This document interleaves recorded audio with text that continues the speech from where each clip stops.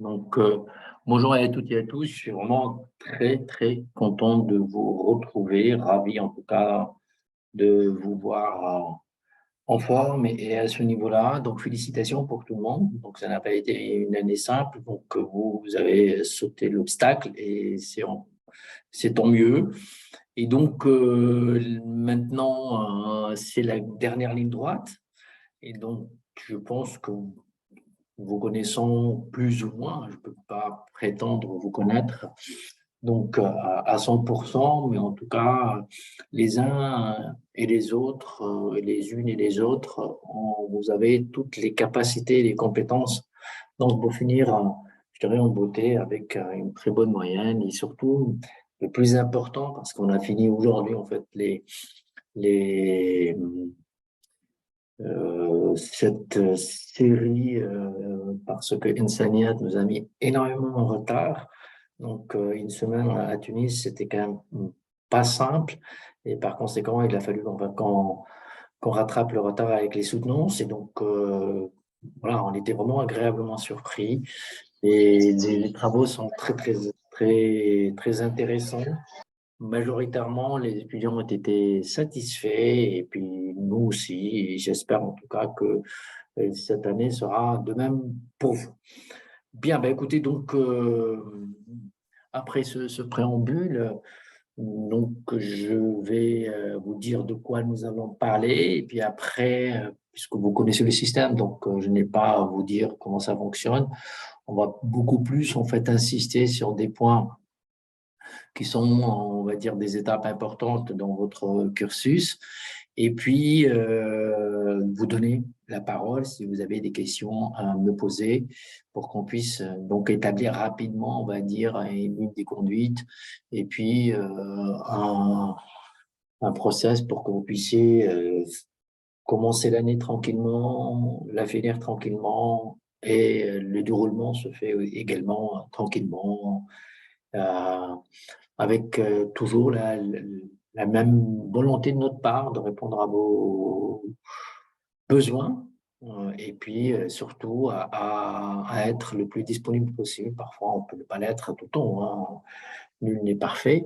En revanche, on fera le nécessaire pour qu'on soit donc auprès de vous pour vous accompagner dans cette dernière mission qui consiste donc à finir votre diplôme et l'avoir haut la main et surtout, donc, commencer dès maintenant à réfléchir à ce que vous allez faire parce que là aussi, ça fait partie des stratégies de la dernière année, quoi.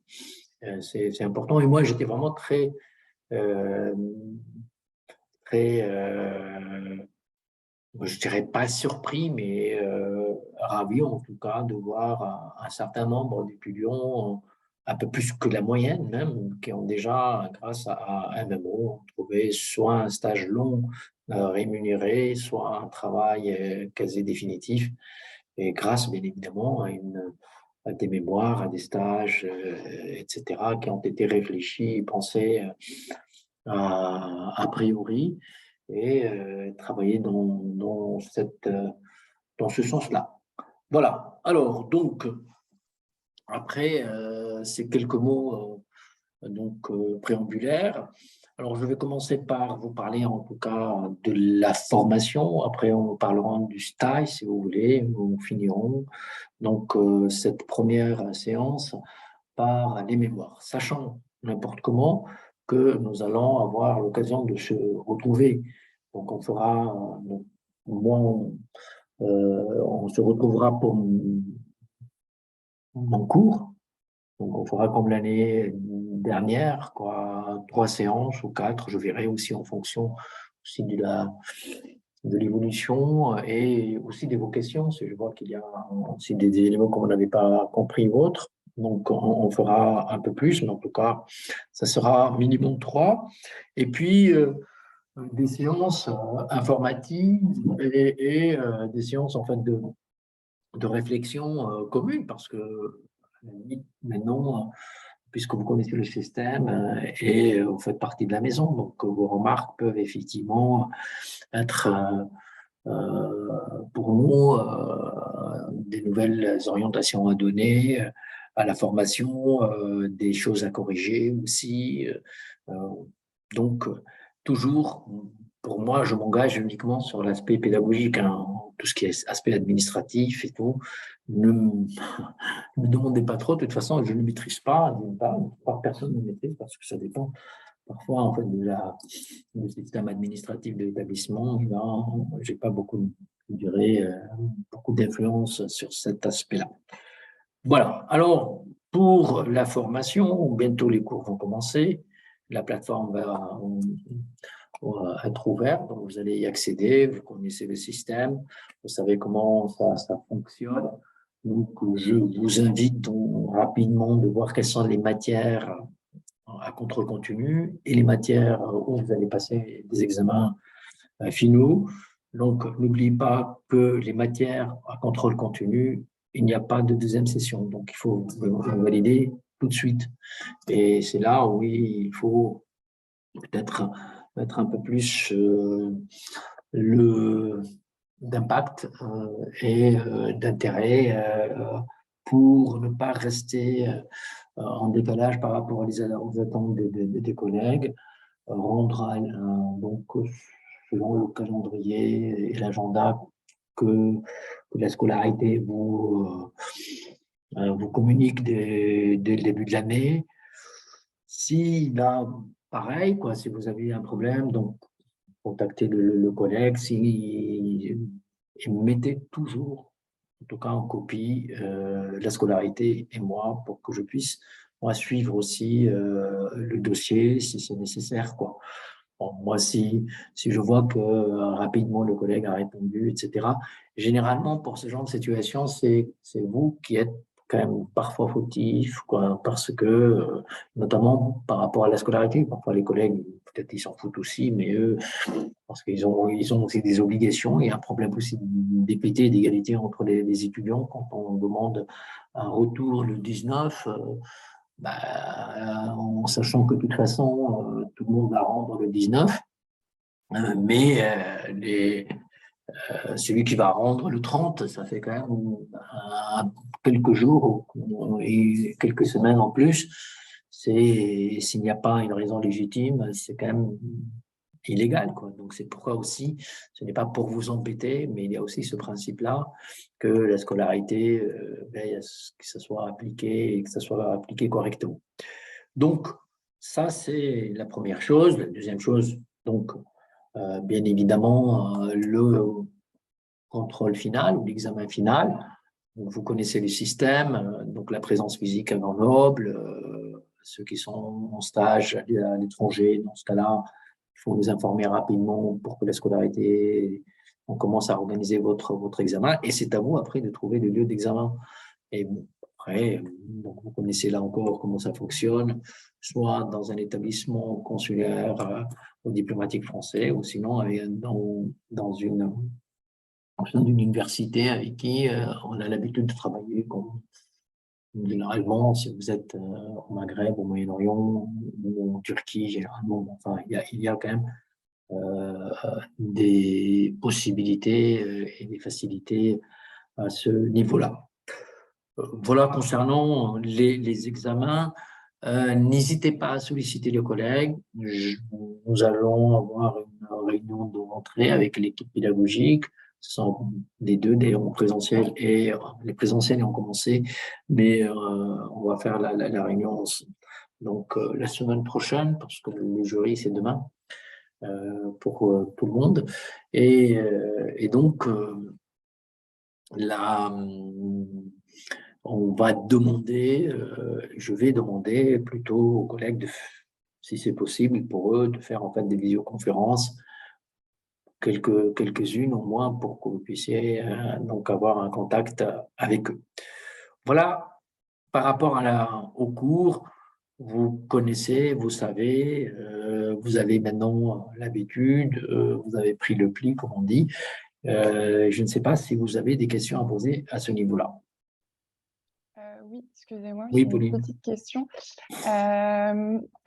D'ordre pratique, sur Chamilo, je ne sais pas si je suis la seule concernée, Mais il y a écrit, par exemple, concernant votre cours et aussi l'un de vos collègues sur les challenges énergétiques, ça se réfère, en tout cas pour moi, à l'année 2021-2022 pour la date des rendus sur Chamilo uniquement.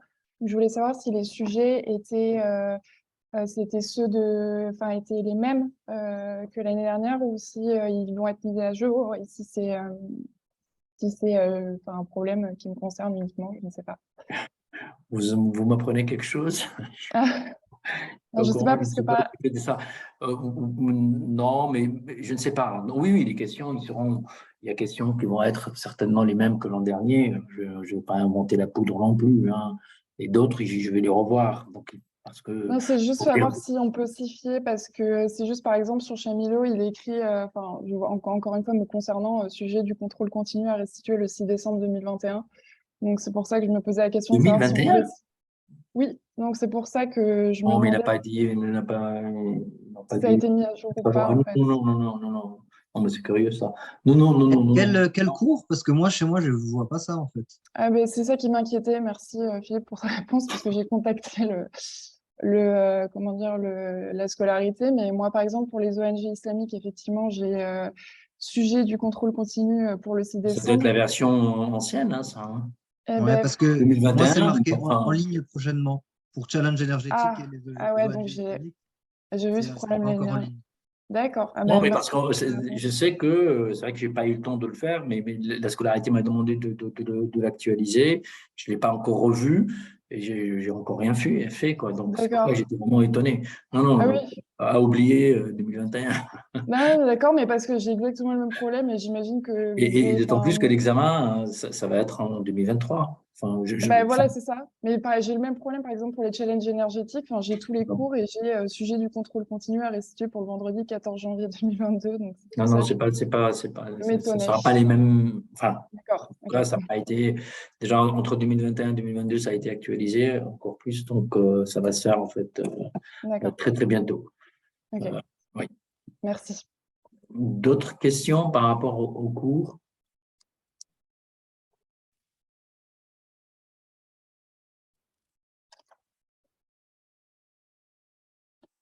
Non? Tout baigne? Moi, j'aurais des questions pour le cours d'arabe. Enfin, je ne sais pas s'il y a un cours ou pas. C'était ça ma question. Alors peut-être qu'il faut que je m'adresse directement au professeur par mail. Peut-être que vous savez. Oui, oui. Donc, c'est vrai qu'il m'a envoyé un mail aujourd'hui. Je l'ai pas. Il a dit qu'il allait en fait modifier des choses. Il va actualiser aussi parce qu'il a été contacté par la scolarité. Oui, n'hésitez pas en fait de lui envoyer un mail directement. Il vous dira. Lui aussi, il a été sollicité en tout cas pour actualiser le cours, en tout cas de le revoir pour, avant l'ouverture en tout cas de la plateforme. Et j'ai cru avoir lu il y a quelques modifications, mais je crois qu'il va beaucoup plus vous faire des exercices en fonction de votre niveau, quoi. Donc, je pense que c'est plutôt ça. Il va pas y avoir en fait un cours. Donc maintenant, ça serait intéressant en fait de lui demander s'il peut vous faire. Après, c'est toute la difficulté en fait pour ce cours-là, c'est au niveau, je dirais au niveau du niveau, quoi. Donc, sans jeu de mots, puisque vous avez des niveaux bien variés. Donc, est-ce qu'il sera en mesure de faire une visio donc collective pour tout le monde, sachant que vous n'avez pas le même niveau. Après, si vous avez des suggestions, vous me dites. Enfin, franchement, je ne sais pas. Si vous avez des suggestions, moi, ce que je peux lui dire, c'est peut-être en fonction en fait, de votre niveau, s'il peut regrouper, en fait, peut-être faire deux ou trois séances, quoi, en fonction des niveaux, sachant que ça sera plutôt en fait des séances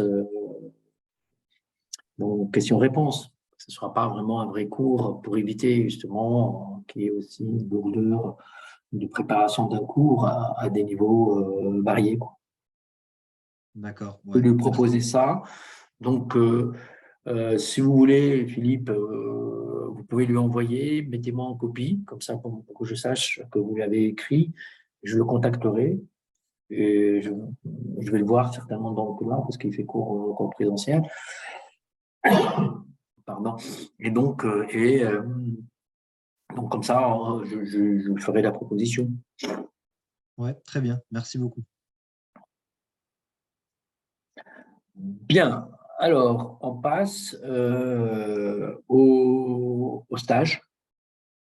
Donc, le stage, comme vous le savez, c'est au second semestre.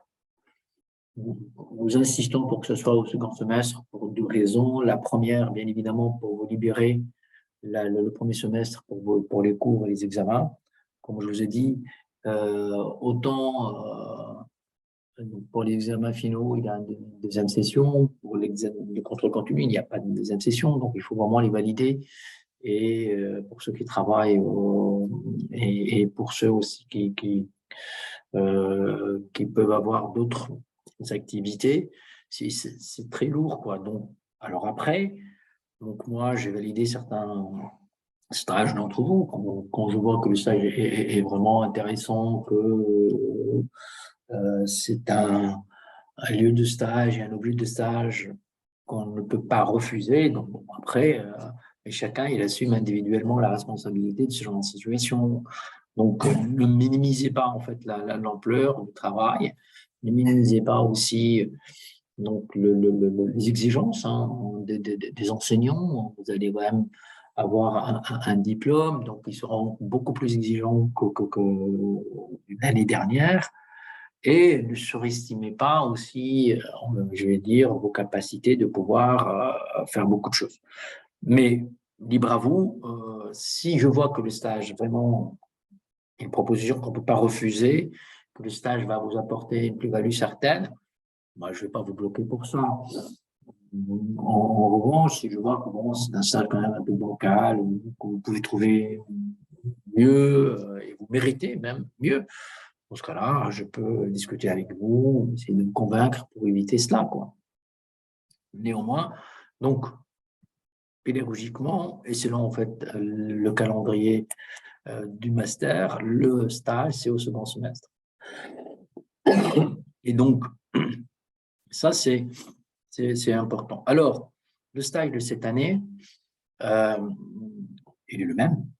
Je dirais que l'an dernier, deux choses peut-être qui vont être différentes. La première, on va dire, au niveau du rapport de stage. Le rapport de stage n'aura pas la même importance en termes de quantité, en termes en fait, même d'investissement que celui de l'an dernier. On ne va pas vous demander 60 pages, 110 pages lorsque vous allez avoir en fait à faire un mémoire de fin d'études, ça n'a pas de sens.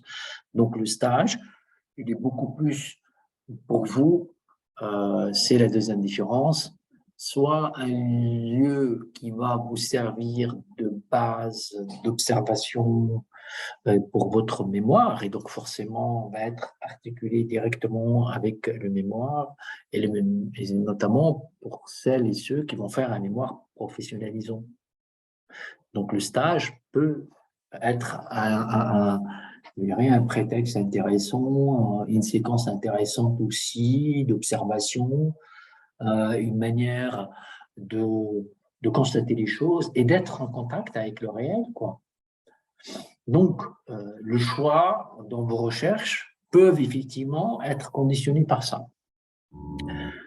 Bon. Toutefois, rien ne vous oblige, bien évidemment, de coïncider et d'articuler stage et mémoire. C'est libre à vous.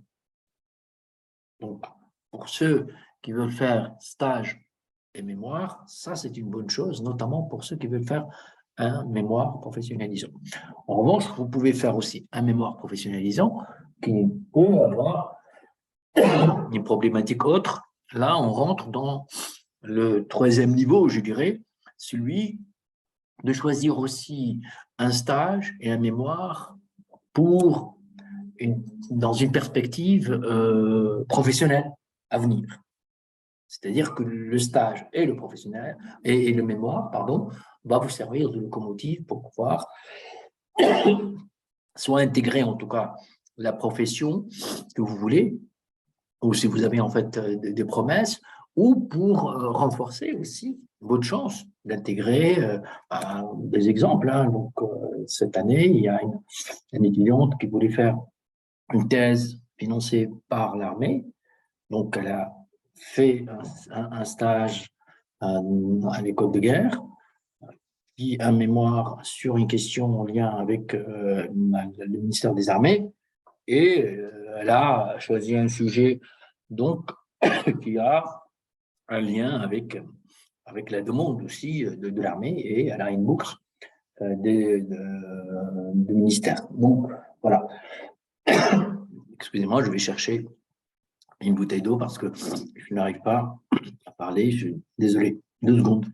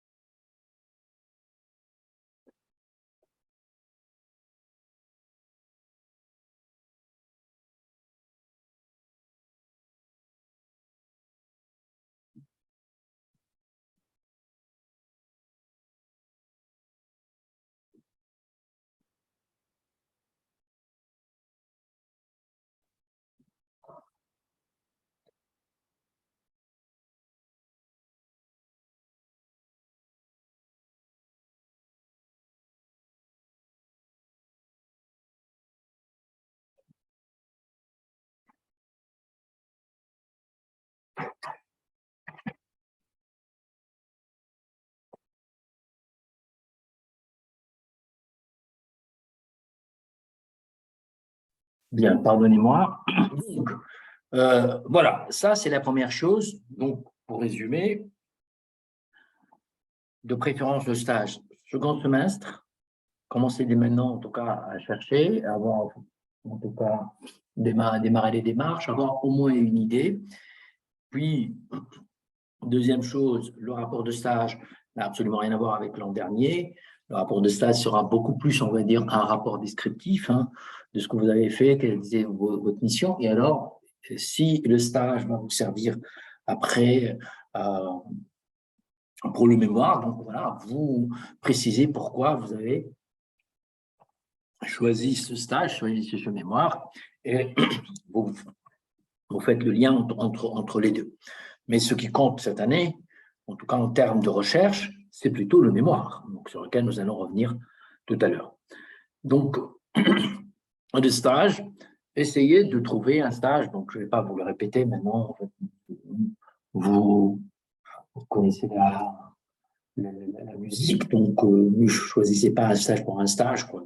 Donc, essayez de choisir un stage pour vous apporte quelque chose, et notamment pour celles et ceux qui n'ont pas été satisfaits l'an dernier par le stage qu'ils ont réalisé, ou le lieu de stage, la problématique de stage ou autre, qui choisissent cette année, qui prennent un peu plus de temps pour choisir quelque chose de plus costaud, quoi. Sachant que de toute façon, vous pouvez aller jusqu'à décembre pour cette année, pour le stage. Donc, en revanche, il faut rendre les travaux soit en première session, soit en seconde session, en septembre, quoi. Là aussi, on reviendra là-dessus. Voilà concernant le stage. Donc, maintenant, vous choisissez, vous m'informez, on discute, et puis après, maintenant, franchement, moi, pratiquement en 5e année, j'ai pas beaucoup j'ai pas eu de problème, quoi, je vais dire, avec les étudiants l'an dernier, parce qu'ils ont trouvé un peu plus facilement d'ailleurs que la 4e année, parce que c'est l'expérience, parce qu'ils ont aussi ils savaient ce qu'ils voulaient faire, et puis la 4e année, ils ont pu créer un réseau ou intégrer un réseau. Donc, j'ai pas vraiment, je dirais, d'incidents et d'exemples à donner dysfonctionnement la matière pour les stages l'an dernier. Donc, j'imagine pour vous, je suppose que ça va être la même chose, quoi. Le tout, il ne faut pas attendre, quoi. Il faut faire vite, comme d'habitude, essayer de le faire en fonction de ce que vous avez envie de faire, et puis après, vous remplissez les cases, quoi. Donc, si après, vous voyez que vous ne trouvez pas le stage en fonction ou par rapport au sujet que vous allez traiter ou la problématique sur laquelle vous avez envie de travailler, ben, c'est pas grave. Vous pouvez aussi dissocier le stage et le sujet de mémoire. Voilà. Donc, alors, le stage la soutenance de stage, c'est au même temps que le mémoire. Et donc, généralement, pour la soutenance, on donne plus de temps quand même pour le mémoire, c'est tout à fait normal. Généralement, pour le stage, on demande à l'étudiant de présenter un peu son stage, et puis on regarde beaucoup plus la fiche d'évaluation, donc proposée ou envoyée généralement par le tuteur de stage, quoi. Et puis on essaye donc de voir en fonction du contenu, du rapport, de la note proposée. Donc généralement, franchement, sauf si on se trouve avec 20 sur 20, bon, c'est quand même assez. On ne va pas mettre 20 sur un stage, quoi, ça n'a pas de sens. Donc généralement, on reprend quand même la note proposée par les tuteurs de stage. Parce que pour nous, ce qui compte quand même pour la fin des études, c'est quand même le mémoire, quoi. Et donc ça, c'est l'aspect sur lequel vous allez être le plus jugé et évalué, quoi. Voilà, concernant le stage, je ne sais pas si vous avez des interrogations ou des questions à poser.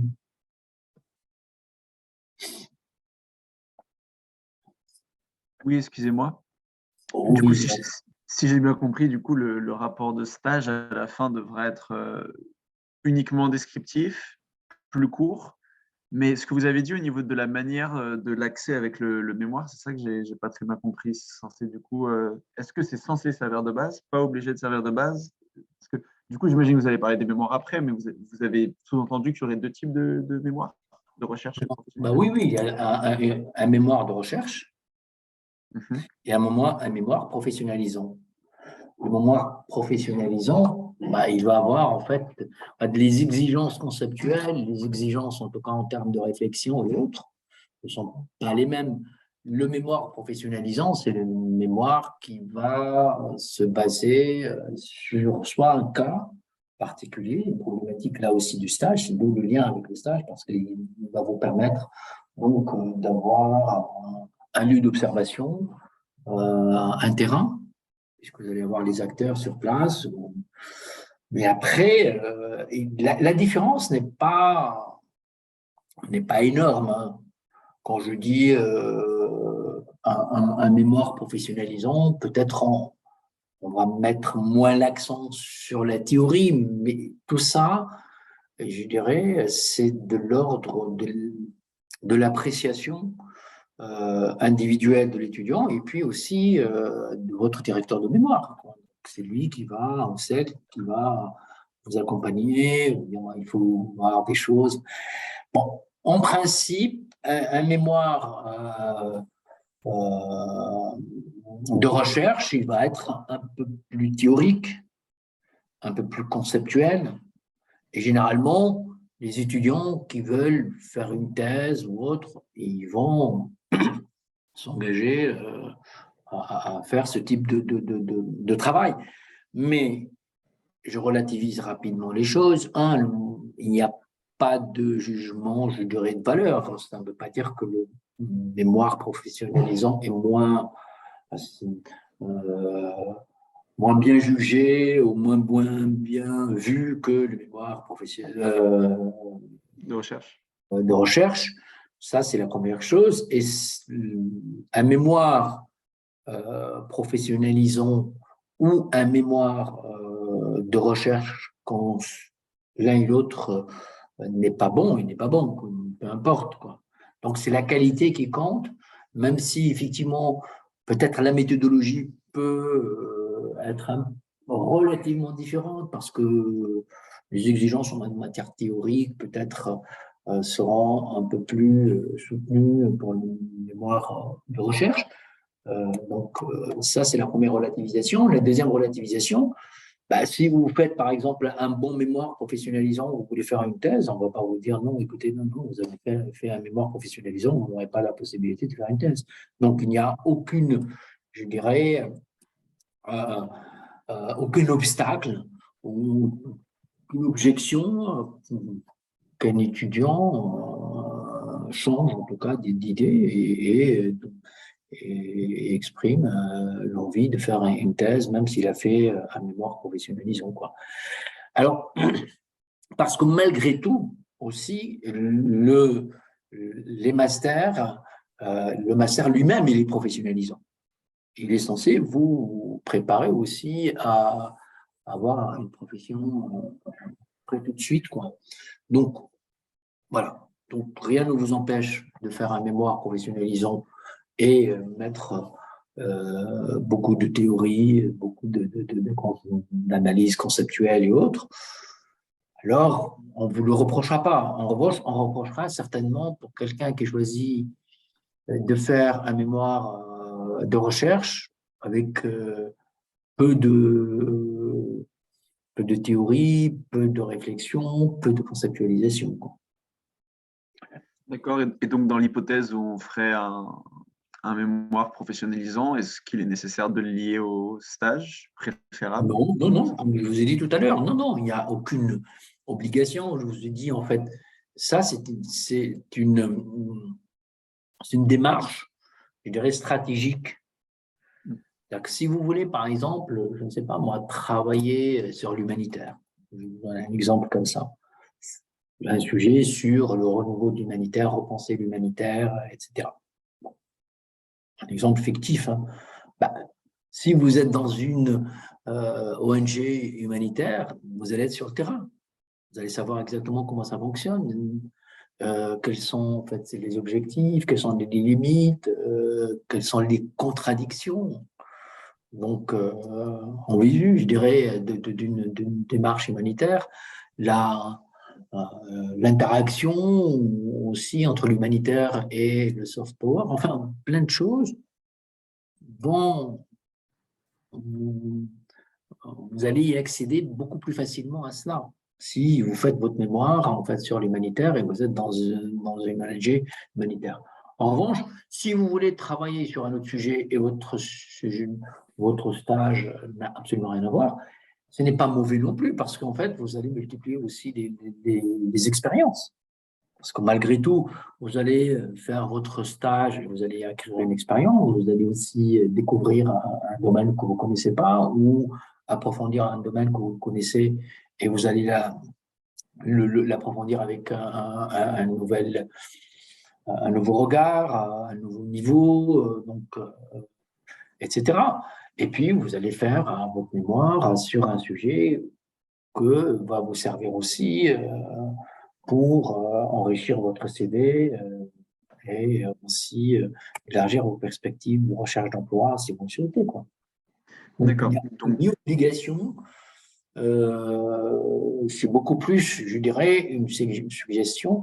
Et généralement, les personnes qui choisissent de faire un stage en lien avec leur mémoire, ils ont déjà une petite idée derrière la tête, quoi. Ils savaient déjà exactement ce qu'ils voulaient.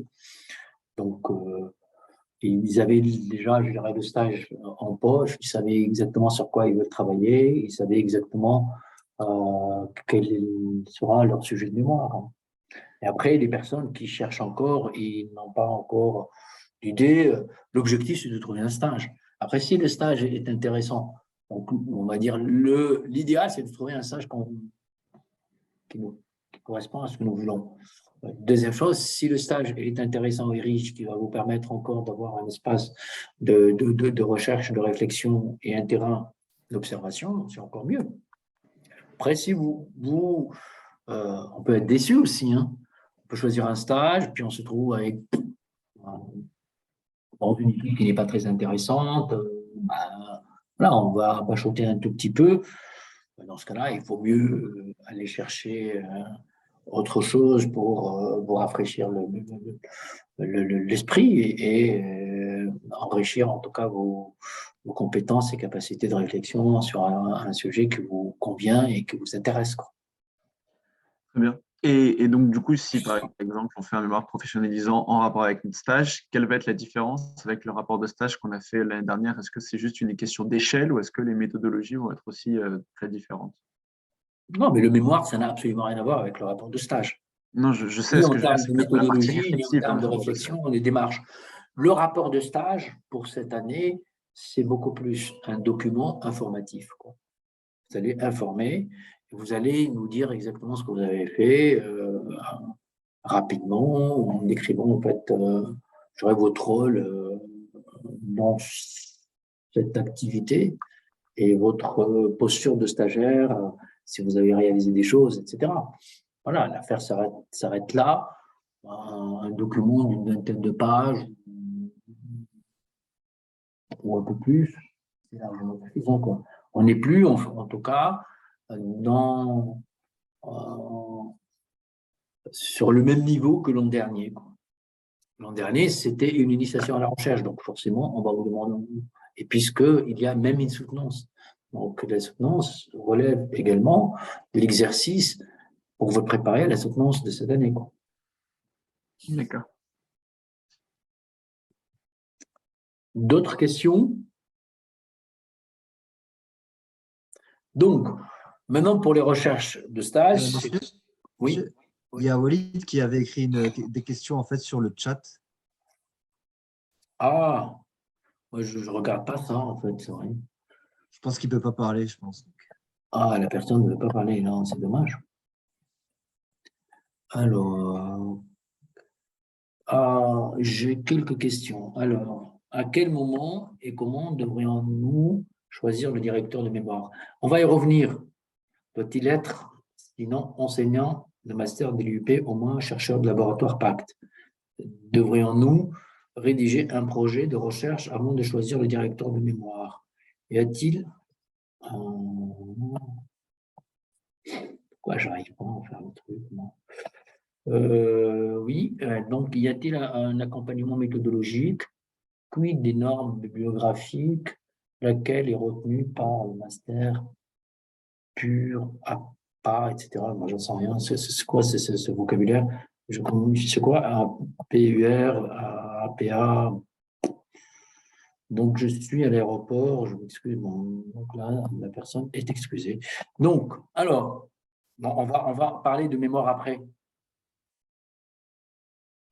Pour le stage, donc on finit sur les stages. Donc, commencez à chercher, n'attendez pas trop quand même. Revenez vers moi comme d'habitude, on discute. Si je ne vous réponds pas, donc n'hésitez pas à me harceler, c'est pas grave, j'accepte. Et donc, parce que bon, pour certains, j'ai pas pu répondre tout de suite parce que franchement, c'était quand même assez tendu temporellement. Donc, cette rentrée, en revanche, après, les choses on va plus avoir en fait cette pression de lire tous les mémoires et de les faire soutenir. Donc, donc je répondrai beaucoup plus facilement, je serai beaucoup plus disponible et puis on discutera en fait sur vos problématiques de stage, etc. Donc après, pour les rescapés, ceux qui n'arrivent pas à trouver, donc là encore, on trouvera une solution. Donc, n'importe comment, il faut un stage. Il faut un stage. Vous ne pouvez pas avoir votre diplôme si vous ne validez pas toutes les cases, quoi. Voilà concernant le stage. Est-ce que c'est clair?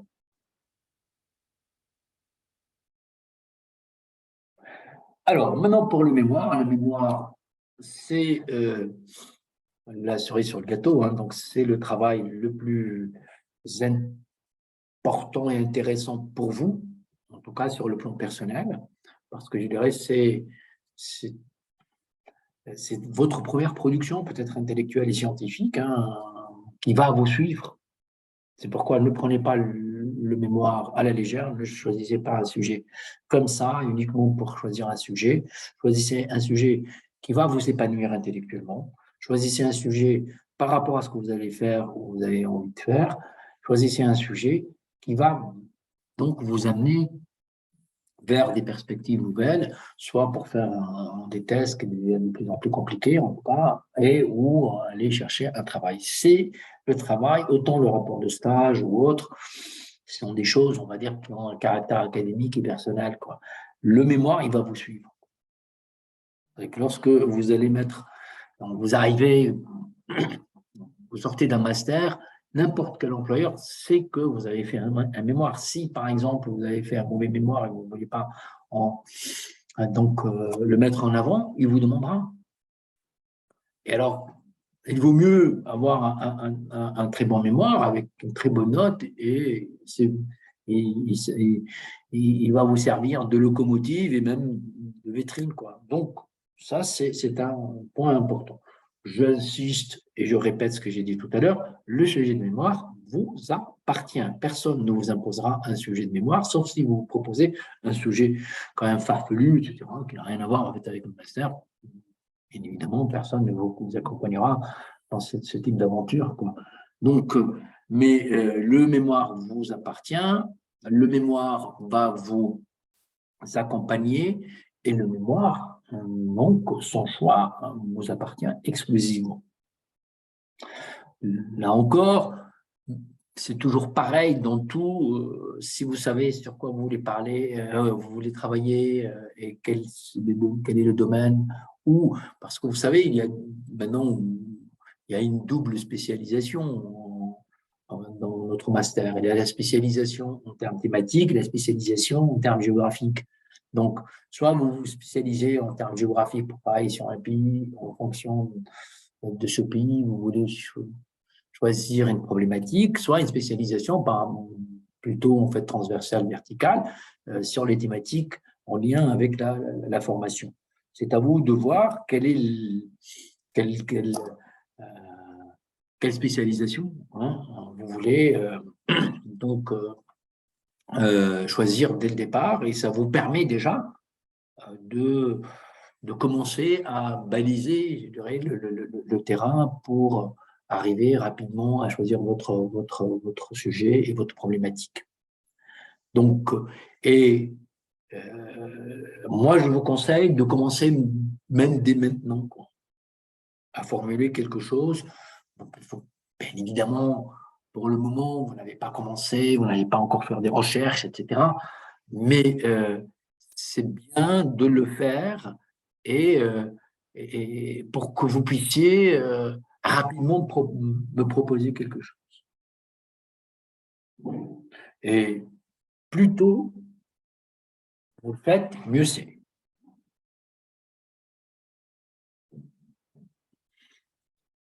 Ça, c'est le premier point. Alors, je vais rapidement répondre aux questions de vos camarades. Alors, je vais commencer par la méthodologie. C'est vrai qu'on n'a pas prévu de cours méthodologiques. Et cette année, les mémoires qui n'étaient pas bons, ils étaient vraiment en souffrance méthodologique. C'est-à-dire, ce sont des étudiants qui n'ont pas su ou pu avoir, n'ont pas pu accéder en tout cas à un savoir méthodologique pour faire de la recherche. Donc, je vais prévoir des séances méthodologiques pour que vous puissiez, ça sera pas, parce que la méthodologie, vous savez, c'est d'abord, elle varie. On va vous donner un service minimum, hein, c'est-à-dire comment on fait la recherche, quoi.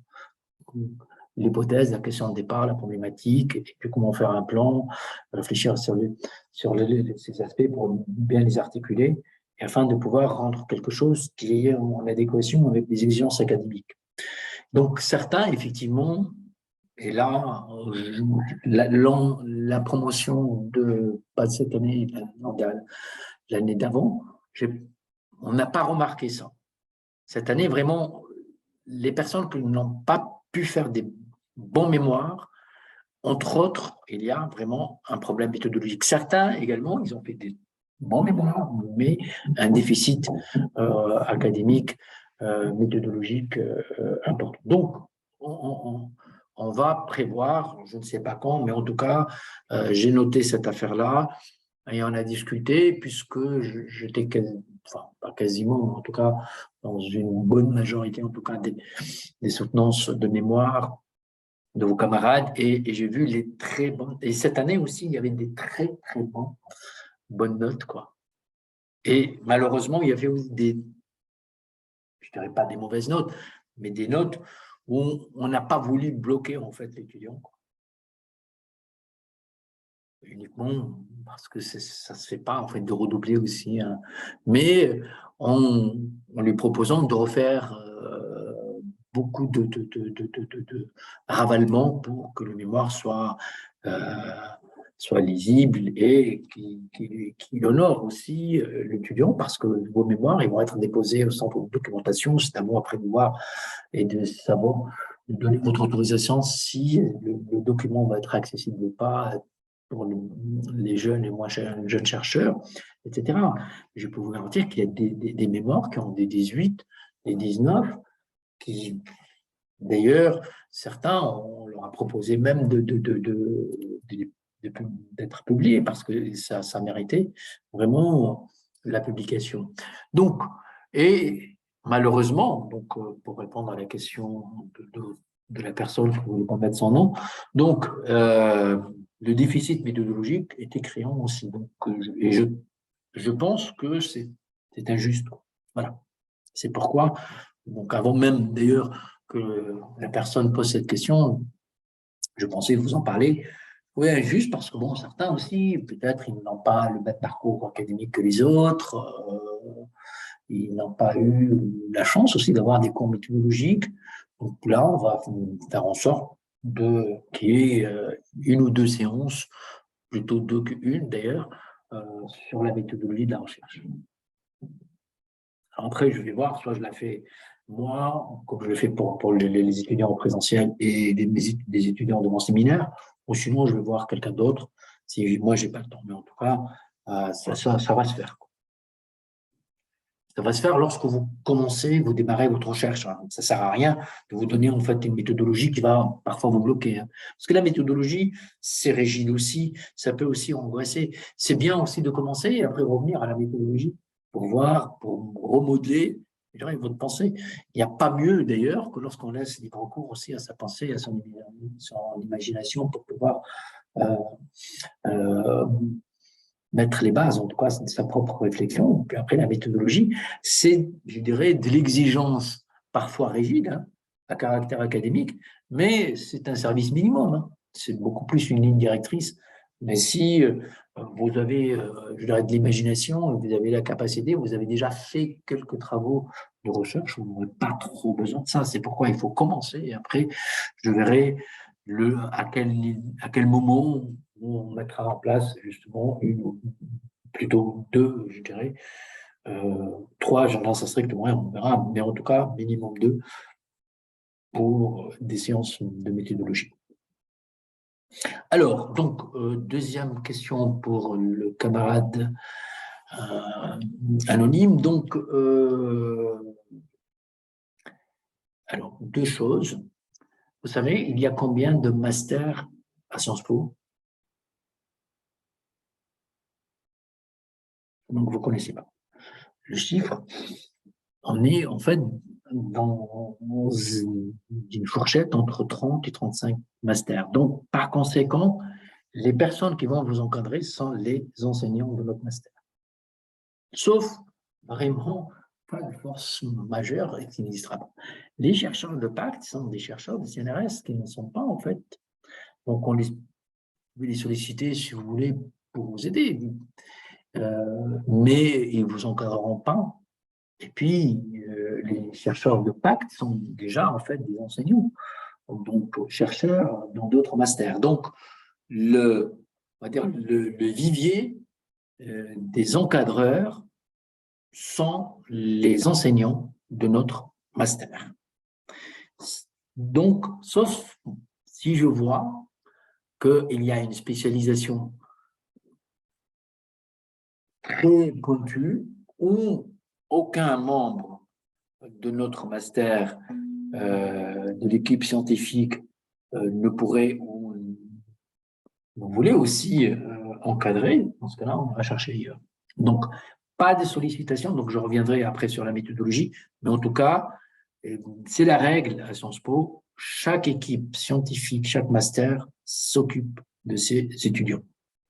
On ne sollicite personne et personne ne nous sollicite, sauf aussi cas particuliers. Ou parfois des collègues comme moi, par exemple, j'interviens dans 2 masters, donc forcément, j'ai des étudiants de autres masters, mais je fais partie de l'équipe de l'autre master, même si je n'ai pas le même positionnement, mais chaque master a une équipe scientifique, un conseil scientifique, c'est le conseil scientifique qui est composé par tous les enseignants, et du master, c'est eux exclusivement qui sont chargés de vous encadrer. Après, en fonction de la situation, on verra. Mais en tout cas, à ma connaissance, on n'a pas eu. Ben non, enfin, mais même, en fait, après, l'étudiant a été déçu, donc il a demandé à Tamis, en fait, parce qu'elle voulait travailler sur le micro, quoi, en fait,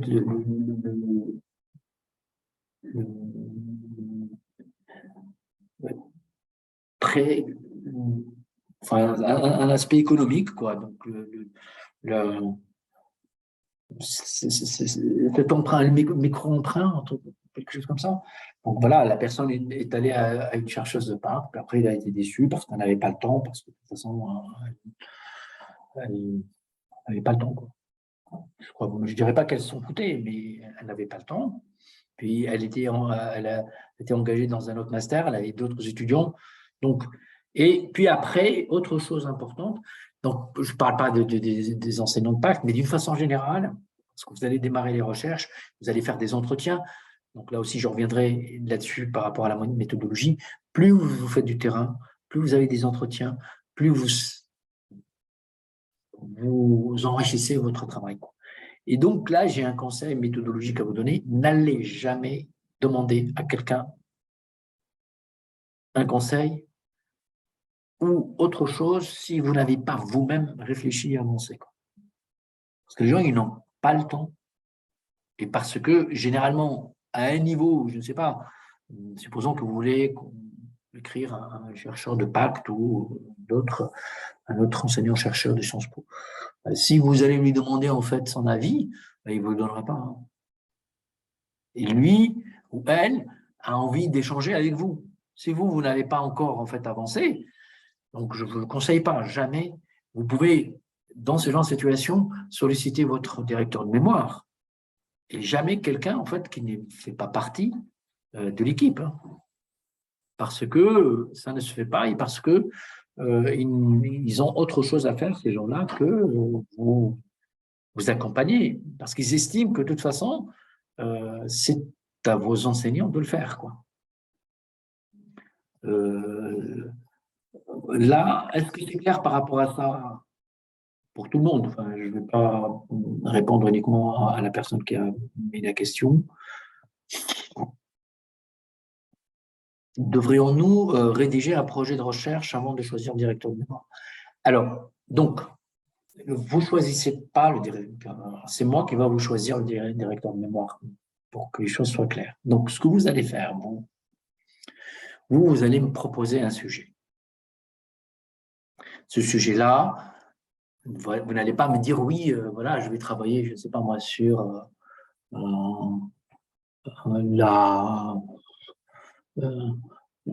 la démocratie en Turquie, par exemple, ou ça c'est pas un sujet de mémoire. Donc, ce que vous appelez en fait à rédiger un projet de recherche, c'est-à-dire 1 ou 2 pages, notamment 2 plus qu'une, donc de problématisation.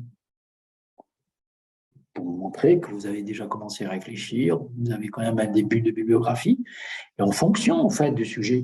Je ne sais pas, si vous allez travailler sur la Turquie, comment voulez-vous que je vous propose pas, en fait, Jean Marco, mais Jean Marco, il sera sollicité. Après, ça peut être aussi Daniel Meyer, ça peut être aussi d'autres collègues qui travaillent sur la Turquie. Et après, il y a aussi même des chercheurs dans le labo que je dirige ou ailleurs qui travaillent sur la Turquie, d'autres doctorants aussi qui sont là en enseignant-chercheurs. Donc, il y a des personnes que vous ne connaissez pas. Donc, généralement, c'est en fonction de la spécialité, en fonction de la problématique, on essaye d'équilibrer, d'orienter en fait les étudiants vers la personne et l'enseignant donc qui désire. Il y a aussi quelque chose, peut-être vous ne la connaissez pas, mais à l'université, personne n'oblige personne à faire quelque chose. Donc, ça veut dire que si vous demandez à quelqu'un, je ne sais pas si vous allez vous adresser directement à Jean Marco parce que vous travaillez sur la Turquie, entre ces doctorants, entre les mémoires, entre les trucs, donc Jean Marco peut avoir en fait une vingtaine de personnes. Si vous allez ils peuvent vous dire non, ils peuvent ne pas vous répondre. D'ailleurs, il y a une étudiante, et fort heureusement d'ailleurs, elle est allée chercher quelqu'un d'autre qui a pu en fait mieux l'aider, parce que Jean, il n'était pas en mesure en fait de l'accepter.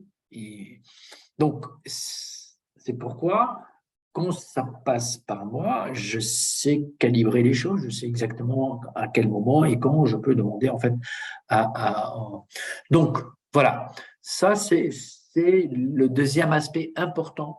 Donc, lorsque vous vous adressez directement à l'enseignant, l'enseignant, il revient vers moi, et généralement, ça la fout toujours mal, quoi. Je n'ai pas envie de centraliser ça, mais j'ai envie de vous éviter aussi que vous soyez, déçus, quoi. Alors, pourquoi, en fait, cette forme de centralisation? Parce que les étudiants en présentiel, ils sont en contact avec les enseignants et ils peuvent lui demander et l'enseignant peut dire non. Ça m'arrive, donc on demande, je dis mais non, moi je ne suis pas spécialiste, je n'ai pas le temps, j'ai suffisamment de mémoire, etc. Mais vous n'êtes pas en contact avec les personnes et puis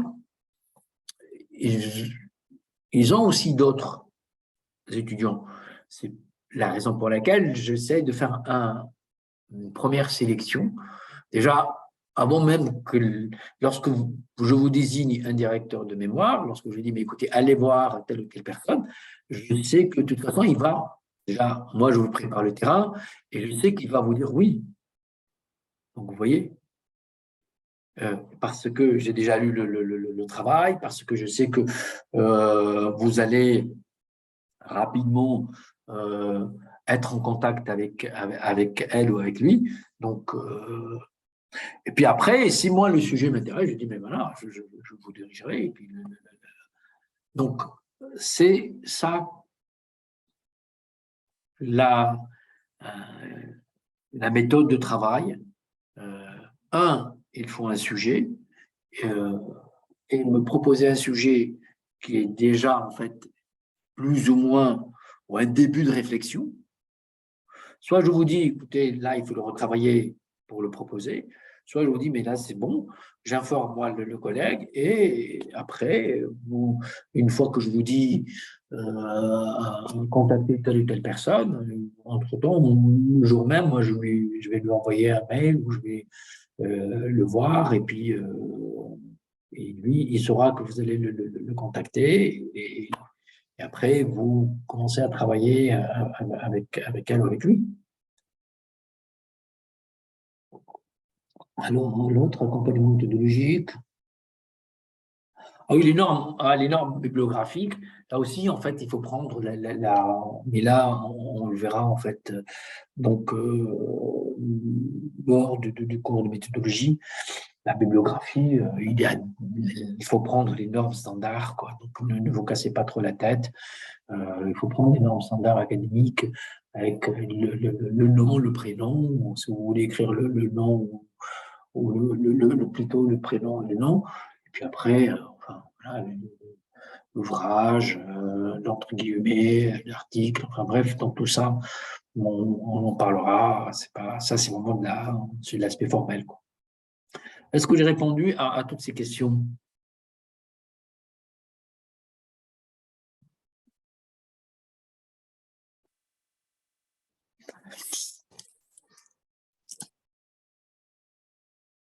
Alors, après, l'autre aspect sur le mémoire, donc, outre donc, le sujet, outre le directeur de mémoire, il y a le rapport au temps. Donc, ne vous laissez pas vous prendre par le temps. La mémoire, ça demande de la recherche, ça demande du sérieux. Si vous laissez votre mémoire à la fin, à la limite que vous laissez la rédaction définitive à la fin, c'est normal, quoi. Mais ne pensez pas que vous allez pouvoir faire des recherches, faire du terrain, par exemple, en 1 mois ou 2 mois. D'où l'intérêt de commencer tôt, ne serait-ce que pour travailler sur la littérature autour de votre sujet, quoi. Et puis, l'autre aspect important, là j'insiste là-dessus, il faut travailler avec votre directeur de mémoire. N'arrivez pas comme une fleur à la fin avec un mémoire fait, clé en main. Aucun directeur de mémoire n'acceptera, même s'ils acceptent parce qu'ils ne veulent pas vous bloquer, ils vont vous descendre le jour de la soutenance. Je vous le dis directement pour que vous ne soyez pas surpris. Quelqu'un qui ne m'a pas sollicité, qui arrive comme un étudiant cette année, qui arrive comme une fleur avec un mémoire que je n'ai pas lu du tout, je trouve mon nom en grand, moi, je n'ai pas envie de mettre mon nom en fait sur n'importe quel mémoire. Hein. C'est un travail que je n'ai pas contrôlé, que j'ai lu à la fin, la veille de la soutenance, ça n'a pas de sens. Donc, lorsqu'on vous désigne un directeur de mémoire, c'est de le solliciter. Bien évidemment, c'est peut-être des grands, quoi. Vous n'allez pas, en fait, vous connaissez des mails tous les jours, mais au moins, en fait, des étapes importantes. La première chose, la validation du sujet. Deuxième chose, la validation du plan. Et aussi, pourquoi pas lui envoyer quelques chapitres pour qu'il puisse lire et évaluer les choses. Vous n'êtes pas obligé, en fait, de tout lui envoyer, d'ailleurs. Généralement, il ne vous le demande pas. Mais surtout, les étapes structurelles. Un mémoire qui est mal structuré, c'est un mémoire foutu. Et la structuration du mémoire, c'est le plan. Et le plan qui n'est pas validé par votre directeur de mémoire, c'est un mémoire qui va être critiqué systématiquement. Il ne donnera jamais satisfaction parce qu'en fait, il ne sera jamais, on va dire, accepté par votre directeur de mémoire. Et puis, n'oublie pas, c'est quand même important, hein, comme je vous ai dit tout à l'heure, le mémoire, il est quand même déposé au centre de documentation, il va être accessible pour les étudiants, pour les jeunes chercheurs. Donc, lorsqu'il y a un mémoire qui n'est pas quand même très très bon, le plan n'est quand même pas terrible, et il y a le nom du prof, il n'acceptera pas. Ça ne l'intéresse pas. Donc, c'est pourquoi le mémoire, c'est quelque chose qui va vous suivre. J'insiste là-dessus. C'est votre première œuvre, je dirais. Pour certains d'entre vous, j'en sais rien. Peut-être certains d'autres, ils ont déjà écrit des choses ou ont déjà fait des mémoires. Mais en tout cas, pour certains d'entre vous, c'est votre première œuvre. Donc, il ne faut pas la rater. Donc, solliciter, sans trop en fait faire, mais en tout cas, le solliciter, je crois qu'ils sont, à partir du moment où la personne accepte de vous encadrer, elle va aussi vous dégager du temps pour ça. En tout cas, me concernant, moi, je dégage du temps en fonction des personnes que j'encadre, et puis voilà, je lis, je fais des zooms avec les étudiants. Parfois, lorsque je peux aussi regrouper, ça, c'est un exercice qui n'est pas mauvais. Moi, je le fais avec mes étudiants en master et même avec mes doctorants qui font des thèses avec moi, où je les regroupe en fait en séance de travail, en séminaire de travail.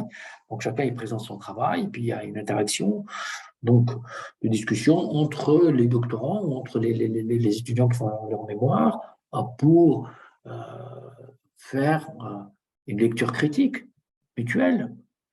Et ça permet, en fait, par interaction d'idées, d'améliorer les choses. Donc, au lieu de dire, ben voilà, 1 heure ou 2 heures, bon, parfois, ça m'arrive quand j'ai le temps, l'après-midi, je dis, mais voilà, et les personnes sont disponibles, 3 ou 4 personnes, on est comme ça, par Zoom, puis on discute, chacun est présent son travail, puis on discute, ça permet d'améliorer et d'interagir par rapport à la présentation des uns et des autres.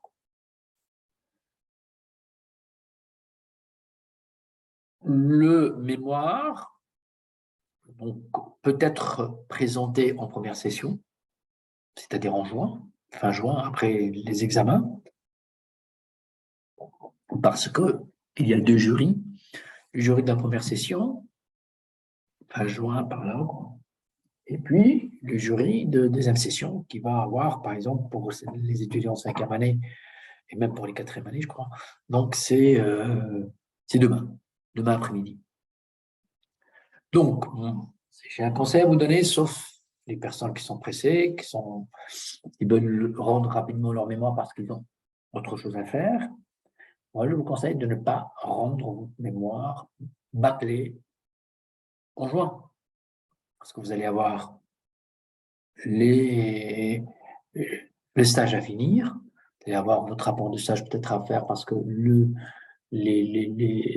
votre établissement va vous demander le rapport de stage, peut-être. Donc, mais prenez votre temps pour rendre un bon travail. Et puis aussi, généralement, le mois de juillet, fin juin, les enseignants sont encore là. Je dirais, les choses s'arrêtent plus ou moins. Moi, personnellement, je ferme la boutique à partir du 13-14 juillet. Je ferme et je pars en vacances. Et même si je ne suis pas, en fait, physiquement en dehors de mon œuvre, il faut que je me repose, quoi. Mais parce que je reprends déjà avec les sélections, avec et vous le savez, avec les soutenances de rapports de stage, quasiment fin août, quoi. Donc, et les étudiants qui m'envoient en fait des mails le 15, le 16 et le 17 juillet, d'abord, en fait, je ne les lis pas parce que je n'ai pas mon mémoire, mon ordinateur, je ne le prends pas d'ailleurs, et je ne prends pas non plus mon téléphone, quoi. Donc, et majoritairement, les collègues font ça. Donc, d'où l'intérêt de profiter de cette période où il n'y a plus de cours, où les gens sont quand même un peu plus disponibles. Donc, fin juin, début juillet, pour travailler avec votre directeur de mémoire et puis après, faire un point final pour que vous puissiez après rédiger, donc, avec beaucoup je dirais, de confort. Et donc, les soutenances, voilà, la dernière soutenance que nous avons réalisée, c'était hier. Donc, les soutenances, généralement, se font en octobre, quoi, début octobre. Donc, vous aurez le temps donc, de finir tranquillement, relire votre travail, rendre quelque chose de propre et qui vous donne satisfaction. C'est le plus important. Ne le faites pas, en fait, parce que c'est une obligation, je dirais, académique, parce que, comme pour certains, on a donné, vraiment, c'est de la charité, quoi. On a donné 10 parce qu'on ne voulait pas bloquer la personne, mais le mémoire ne vaut pas 10. Là, vous allez vous trouver quand même, vous vous rendez compte, vous finissez 2 années avec un mémoire qui n'a pas beaucoup de valeur, avec je dirais, un sentiment d'une mauvaise fin, quoi, de film. Donc, non, prenez au sérieux ce travail-là, il va vous épanouir. Et surtout pour les personnes qui souhaitent faire des choses après, parce que si vous allez faire de l'expertise, vous allez rédiger des choses, si vous allez faire de la recherche, vous allez aussi être amené à faire de la recherche. Donc, c'est une étape importante, je pense, dans votre vie académique, quoi. Voilà, je ne sais pas si j'ai fait le tour sur cette question-là de mémoire. Est-ce qu'on a fait le tour? Est-ce que vous avez des questions à poser?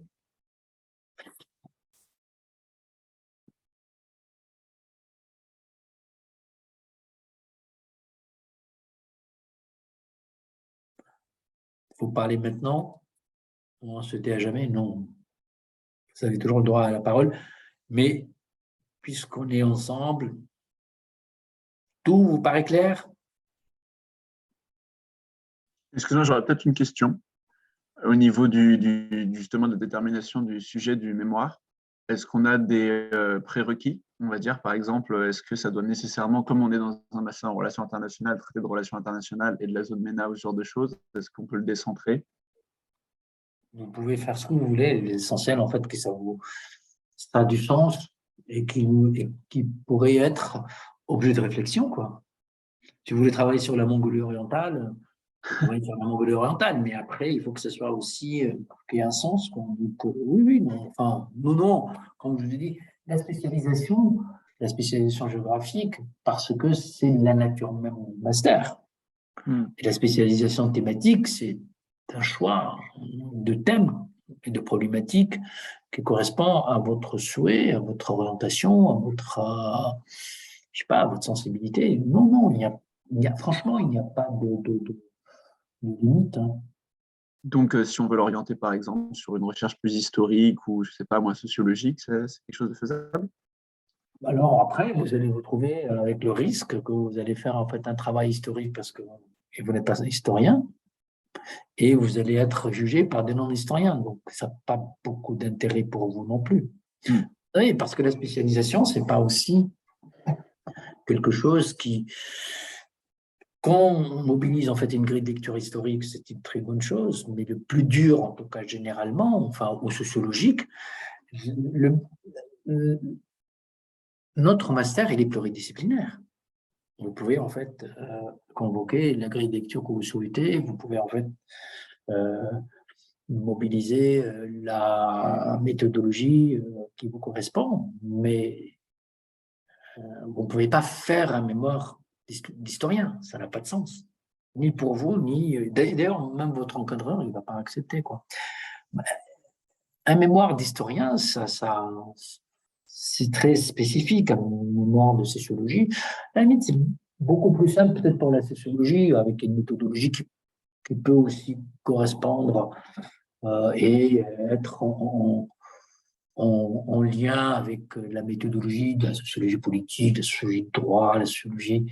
Donc, c'est pas très grave, je dirais. Mais franchement, pour la méthodologie historique, moi, je ne vous le conseille pas, hein, parce que vous allez vous tomber en fait dans une démarche hyper statique, très chronologique. Et puis après, votre travail, dès lors que vous n'êtes pas historien et que vous n'avez pas la méthodologie malgré tout, vous allez être certainement pas satisfait et votre travail ne donnera pas satisfaction.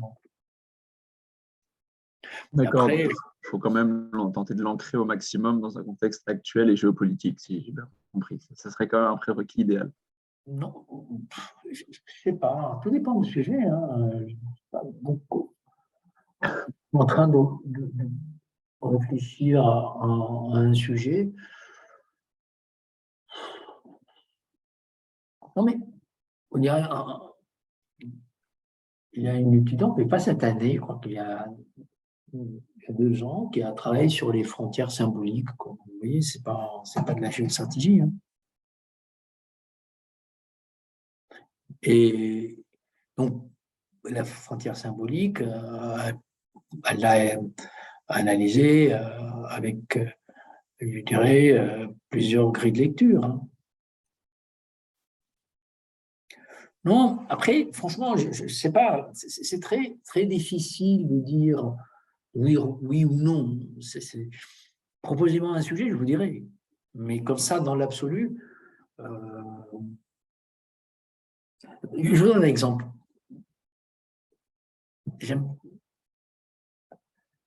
Un étudiant, par exemple, il a pris, je ne vais pas te dire le sujet parce que c'est après, ça ne se fait pas, quoi. Il a voulu travailler sur une thématique, sur le regard, ce que pensent les médias français d'une problématique que je n'aimerais pas parce que sinon après c'est. Voilà, je trouve que ce sujet était très intéressant. Mais après, lorsque vous n'avez pas en fait les moyens de. Parce que travailler sur le journalisme, par exemple, la lecture des journaux, le discours politique, exige aussi une expertise, quoi. Donc, si vous n'êtes pas médiologue, comme dit Maurice Debré, vous pouvez effectivement tomber après dans le bachotage ou dans un article simpliste. Donc, vous pouvez prendre le sujet que vous voulez, vous pouvez utiliser l'expertise que vous souhaitez, mais après, il faut aussi se donner les moyens pour que ce soit sérieux, quoi.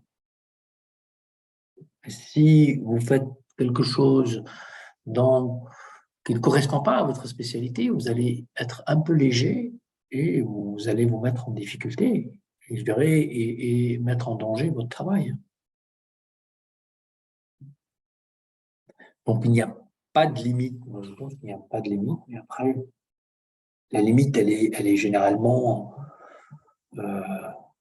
beaucoup plus individuelle, quoi, en fonction des capacités des uns et des autres, de l'intérêt aussi des uns et des autres par rapport aux problématiques. Donc, moi, personnellement, je ne mets aucun préalable, quoi, notamment pour le mémoire.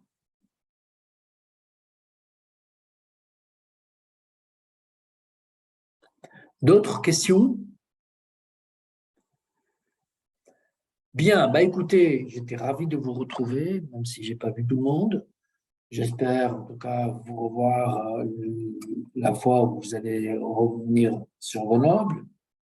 Et puis, donc, je reste à votre disposition pour le démarrage de l'année et puis pour vous accompagner dans vos recherches de stage et bien évidemment dans la signature de vos conventions. Ah oui, j'oublie cette affaire de convention, s'il vous plaît. Là aussi, ne me mettez pas en porte-à-faux avec le service de stage qui n'arrête pas parfois de m'appeler, etc.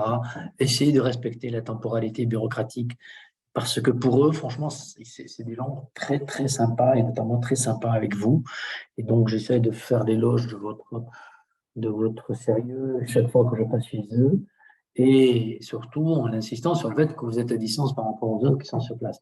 Mais néanmoins, quand ils vous demandent une semaine ou autre, c'est pas vraiment pour vous emmerder, pour vous embêter, c'est parce que ils ont beaucoup de demandes, parce qu'il faut aussi qu'ils vérifient, parce qu'il y a un problème de responsabilité, ça vous le savez. Donc, n'envoyez pas en fait une convention en disant c'est urgent, il me faut là parce que je commence le stage demain. Ça ne marchera pas. Ne commencez jamais un stage avant d'avoir signé votre convention. Ça se fait pareil, puis ça fait un pataquès ce truc monstrueux. C'est une prise de tête parce qu'après eux, ils n'aiment pas ça. Et après, donc, qui va être en tout cas, je dirais, en vitrine pour prendre des critiques, c'est moi, parce que mais comment ça se fait, l'étudiant, en fait, un moment à distance, a commencé un stage, ça se fait pas.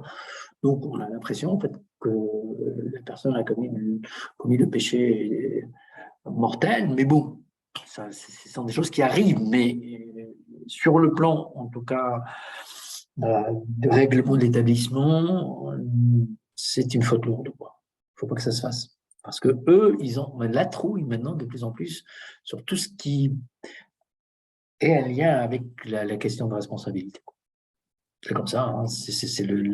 Avant, tout le monde s'en foutait. Maintenant, c'est quelque chose qui est quand même omniprésent. C'est une obsession, notamment pour les étudiants qui partent à l'étranger, etc. Parce qu'on a eu aussi quelques problèmes. Donc, voilà. Vous connaissez la musique. Donc, revenez vers moi, essayez de prendre le temps nécessaire, ne vous précipitez pas, comme il ne faut pas prendre aussi laisser traîner les choses, aussi bien pour le stage que pour le mémoire. Et puis, je dirais à partir de la semaine prochaine, la semaine d'après, je serai beaucoup plus disponible. Donc, je vous répondrai un peu plus rapidement pour ceux qui m'ont écrit que je n'ai pas pu répondre. Un métis, c'est ça. Hein. Donc, je crois, je n'ai pas répondu à vos mails, mais je vais le faire. Je vais le faire. Problème. Bien, bah écoutez, bonne fin de journée. Et puis, au plaisir de vous revoir, soit collectivement, soit individuellement. Et puis, dès que la plateforme est accessible et le cours commence, je vous donnerai d'autres rendez-vous pour parler de la formation d'une façon générale. Et après, vous aurez donc les dates pour mes cours.